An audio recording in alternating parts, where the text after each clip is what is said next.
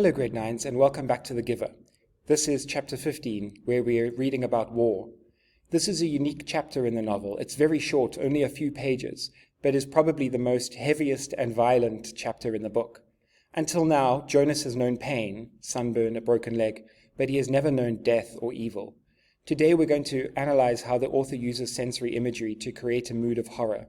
We'll see how Jonas loses his innocence completely. The chapter begins with Jonas entering the annex.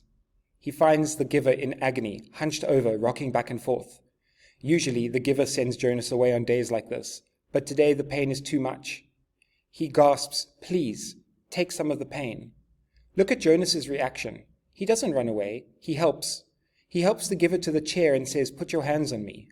This is a moment of immense courage and compassion on Jonas's part. Jonas volunteers to suffer so that his teacher can find relief.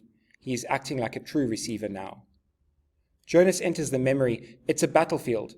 The author, Lois Lowry, uses intense visual imagery here. The colors of the carnage were grotesquely bright. The crimson wetness on the rough and dusty fabric. The ripped shreds of grass, startlingly green in the boy's yellow hair. The boy stared at him. "Water," he begged again. When he spoke, a new spurt of blood drenched the coarse cloth across his chest and sleeve. She focuses on color. Jonas sees a dying boy with matted blonde hair and a grey uniform, but look at the description. Why describe the grass as startlingly green? It creates a contrast. The beauty of nature makes the violence of the blood look even worse. It emphasizes that war destroys the natural order of things. Visuals were not enough to create this nightmare. The author adds smell and sound.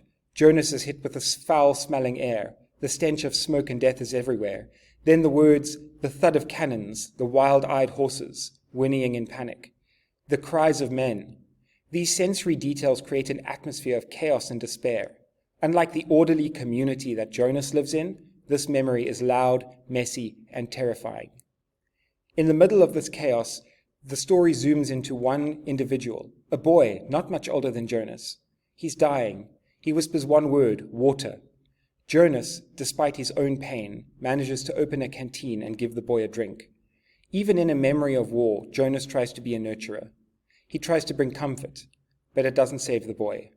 The boy sighs, his jaw drops, and he dies. Jonas learns that sometimes compassion is not enough to stop death. When Jonas wakes up on the bed, the memory is over, but the horror remains. He has seen carnage. He now understands what warfare means. The chapter ends with a powerful line from the Giver. He turns away from Jonas and says, "Forgive me." Why does he ask for forgiveness? Because he loves Jonas. He knows he has just destroyed Jonas's childhood. He has taken an innocent boy and filled his head with the worst thing humanity has ever done. Now it's your turn to do some analysis. For your must-do, I want you to find a quote for each type of sensory language. Write down the quotes and state what kind of sense that they indicate. Sight, sound, smell, touch, or taste. For your should-do, in the next few chapters, Jonas will see his friends playing a game of good guys and bad guys. Based on the memory he just received, how do you predict Jonas will react to the game? Answer in a short paragraph of 60 to 80 words. For your aspire to do, I want you to create a word cloud based on chapter 15. Scan the chapter and list 10 adjectives or nouns that contribute to the horrific mood. Arrange these words visually to show chaos. Thank you, grade 9s, and I'll see you in the next lesson.